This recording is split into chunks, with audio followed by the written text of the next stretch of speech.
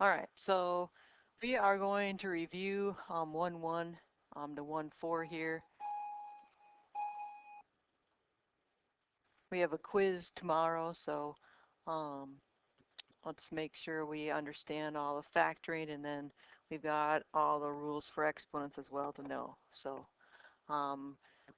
going through these, remember you've got out your 1-1, 1-4 note sheet from Schoology. It's under Unit 1, underneath Notes, and then you'll see the 1-1, 1-4 note sheet. So pull that out. The first thing we're going to do here is look at factoring trinomials. We've got where a is equal to 1 and where a is not equal to 1. So I'm going to do my two sets of parentheses. I have to think what two numbers multiply to give us 12 and add to give us -8. So first I'm going to put my x's in there. Two numbers that multiply to give us 12 and add to give us -8 would be -6 and -2. Number 2 there, same thing. What times what gives me x squared? X and x. And then what two numbers multiply to give us -15 and add to give us -2? Oh yeah, -5 and +3. So got those two factored. Then going on to number 3 here, we've got a trinomial with an a here is not equal to 1. So factoring this, most of you'll probably do what multiplies to give us AC and adds to give us B. So AC here is -24 and adds to give us B here, which is 10.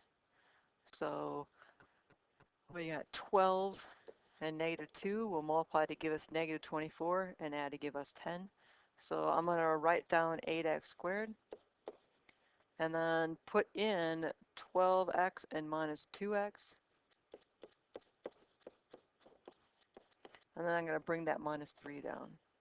So now I'm going to factor by grouping. The first two there, the GCF there, what would the GCF there be? Oh yeah, 4x. And 4x times what gives me 8x squared? That'd be 2x. And then 4x times 3 there gives us 12x.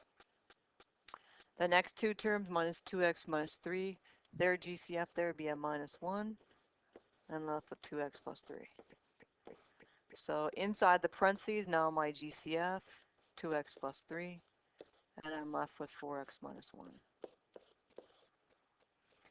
Number 4, very similar. Again, I can use the X method, or some of you like to use guess and check. Multiplies to give us 60 and adds to give us 16. What is that? -10 and -6 will multiply to give me 60 and add to give me -16. So I'm going to write down 15x squared. I'm going to write in a -10x and a -6x. Factor by grouping. First two there, GCF is 5x. I'm left with 3x minus 2. Second two, GCF there is -2. I'm left with 3x minus 2. Inside the parentheses is the same, so 3x minus 2 is the GCF, and I'm left with 5x minus 2. When I'm doing that, I'm always checking to make sure I can't take out a GCF of anything left in the parentheses, and making sure everything is simplified as much as possible and factored down as much as I can. All right, so sum of cubes, difference of cubes. So doing this, remember you've got your two formulas up there. Let's go through this x to the third plus 64 here. X to the third there, you want to find the cube root there of x to the third, that would be x. So my a there is x. You want to find the cube root of 64. So if you want, you can put that in your calculator, you're going to find that out to be 4. So my b value there is 4. So now I can simply use that first formula up there, which is a sum of cubes.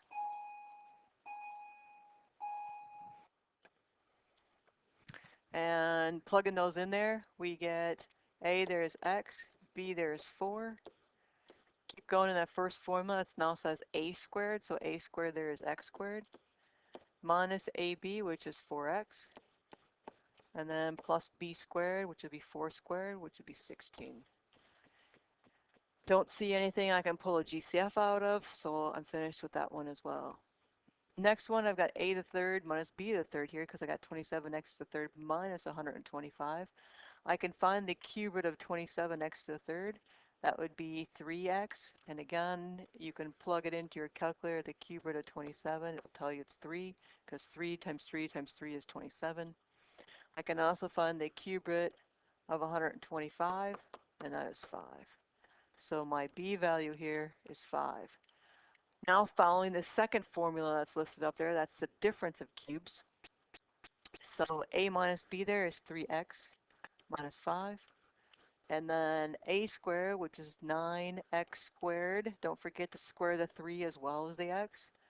Plus ab there, 3x times 5 there is 15x. And then plus b squared, which is 5 squared, and 5 squared there is 25. So there we have the sum of cubes and difference of cubes. Next one here, we've got some difference of cubes and we've got a difference of squares. So remind you of these. Number 3 there, you got x to the ninth minus 8. So it's not a squared term, so you know it's not the difference of squares. It's an odd number there, so I bet you it has to be the difference of cubes. So x to the ninth here, the cube root of that's going to be x to the third, because x to the third times x to the third times x to the third is x to the ninth. I also showed you another way of being able to do this. You can take x, think about what power that should be raised to,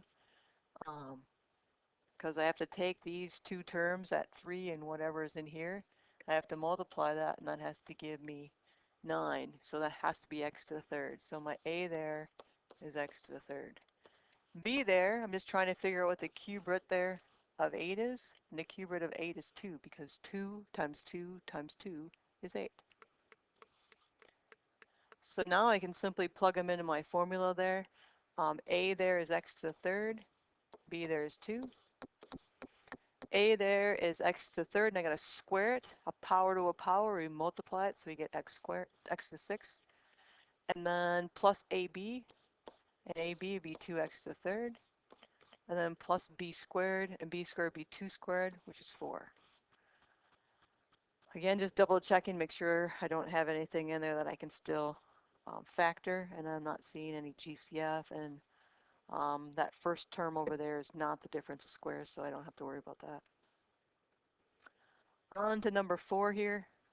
Number 4, 64x squared minus x minus 2 squared. Noticing that's the difference of squares. So right away there, I'm going to think, oh yeah, square root of 64x squared would be 8x. Square root of x minus 2 squared would be x minus 2. And then one of these in here has to be a plus and one has to be a minus. And then the only thing I gotta do is clean these up. So the ones with the plus there, I can simply eliminate the addition sign, or the parentheses there. So I simply eliminated the parentheses. The one with the subtraction sign there, I gotta distribute the minus sign through. So I get 8x minus x. Distribute the minus sign through, minus a minus becomes a plus. So 8x minus 1x there is 7x plus 2. 8x plus 1x is 9x, and then I still have my minus 2. So we have factored that. Still looking to see if there's any GCF in that, and there isn't. So number 5 here, trying to factor this one.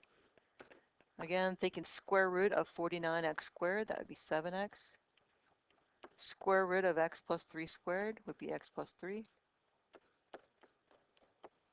And then I need a plus and a minus. With the adding one here in between, I'm going to go ahead and just simply eliminate the addition sign there. So I get 7x plus x plus 3. I keep saying addition sign. The parentheses, eliminate the parentheses around the x plus 3. Over here, I got to distribute the minus sign through. So I get 7x minus x minus 3. Combine my like terms, 7x plus 1x, there's 8x plus 3. And second set of parentheses, 7x minus 1x is 6x minus 3.